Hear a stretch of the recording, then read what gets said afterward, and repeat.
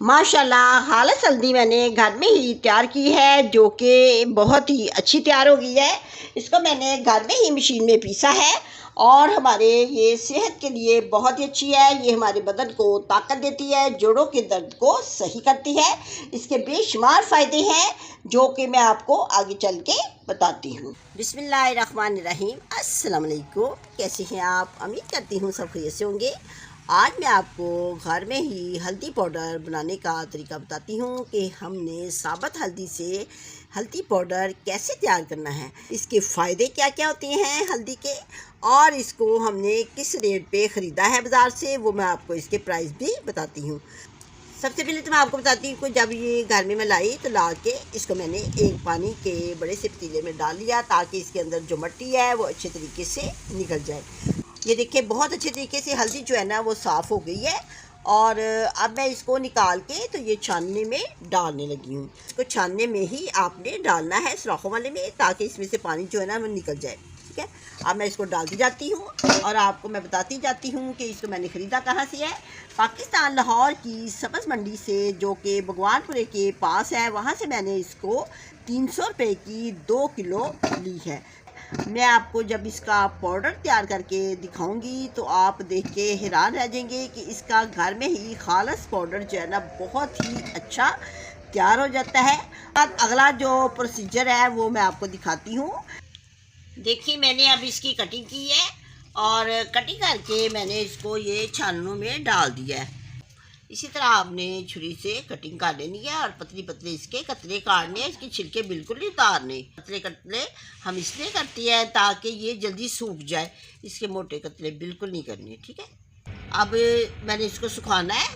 सुखा के तो फिर मैं इसको पीस के दिखाऊंगी आपको कि इसको पीसना कैसे है। ये बहुत आसानी के साथ पीस भी जाती है। घर में इसकी पिसवाई करूँगी। माशाल्लाह मुझे तो बहुत ही अच्छी लग रही है, बहुत ही मज़ा आ रहा है काटने का। आप पता है कि घर की जो पिसी हुई हल्दी है इसके बेशुमार फ़ायदे हैं। माशाल्लाह देखिए मैंने ना हल्दी को काट के तो इसको मैंने धूप में सुखाने के लिए रख दिया था और ये 2 दिन के अंदर ही बहुत ही अच्छी सूख गई है। मैं आपको चेक भी कराती हूँ। ये देखिए टूट रही है ना, तो बिल्कुल ड्राई हो गई है। अब मैंने इनको इकट्ठा करके ना एक ही जगह पे तो इसको मैंने पीसना है हल्दी को। ये देखिए इसमें भी मैंने डाला था छाननी में, ये भी मैंने इसी जगह पे इकट्ठा कर देती हूँ। इस तरह आपने भी लैदा डाल के तो फिर सुखाना है। इस तरह जल्दी ही हल्दी सूख जाती है और 2 दिन के अंदर तकरीबन सूख जाती है। जिन घरों में धूप नहीं आती वो इसको पंखे के नीचे भी सुखा सकते हैं। चलिए अब हम किचन में चलते हैं और मैं आप इसको ग्राइंड करके दिखाती हूँ, पीस के दिखाती हूँ कि इसको पीसना कैसे है। लोहे का मेरे पास ये चटुवटा है, इसमें मैंने थोड़ा सा इसको पीसा है ताकि ग्राइंडर करते हुए ये आसानी के साथ घर में ही अच्छे तरीके से ग्राइंड हो जाए। मैंने इसको घर में ही ग्राइंड करना है। अगर आपको प्रॉब्लम हो ग्राइंड करने में, आपका जो ग्राइंडर है वो थोड़ा हल्के वाला है, तो आप बाज़ार से चक्की से भी इसको ग्राइंड करवा सकती हैं। लेकिन मैं जब भी ग्राइंड करती हूँ पहले मैं लोहे के चटुवटे में थोड़ा सा इसको पीस लेती हूँ, फिर उसके बाद मैं ये ग्राइंड करूँगी। मेरे पास अच्छे वाला ग्राइंडर है तो इसमें डाल के मैं ये करती हूँ। तो देखिए अब मैं इसको चलाती हूँ ग्राइंडर को और थोड़ी थोड़ी करके हम इसको पीस लेंगे।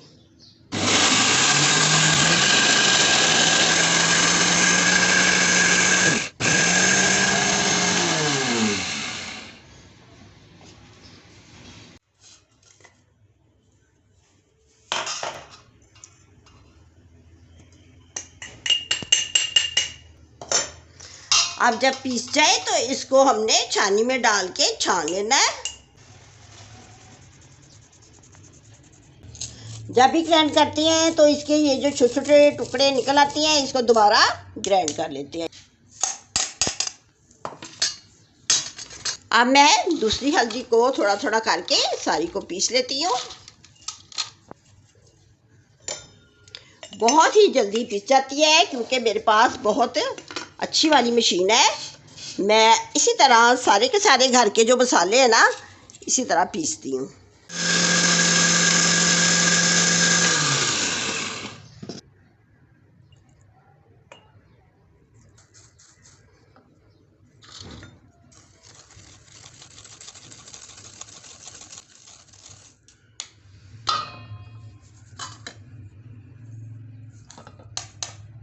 ये जो मसाले हैं ये भी मैं इसी मशीन में पीसती हूँ, बहुत ही अच्छे तरीके से पीस जाती है। ये सूखा धनिया है और ये मेरे पास सुरख मिर्च है।